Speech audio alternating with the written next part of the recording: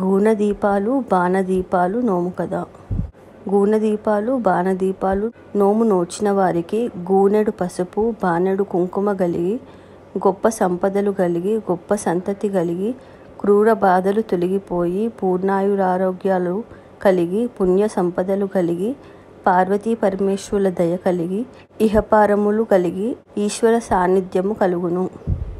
ఈ మాటలు వల్లించుకొని అక్షంతులు వేసుకోవలెను. ఉద్యాపనము. కార్తీక మాసములో శివాలయమందు విఘ్నేశ్వర పూజ చేసి శివాభిషేకమునరించి 5 కుంచముల నెయ్యి ఒక క్రొత్త గూనెలో పోసి 5 కుంచముల నూనె ఒక కొత్త బాణలో పోసి కొత్త గుడ్డతో మాల వంటి 2 ఒత్తులను చేసి ఒకటి బాణలోను ఇంకొకటి గూనెలోను తడిపి వెలిగించవలెను. తర్వాత యథాశక్తికి సంతర్పణ చేయవలెను.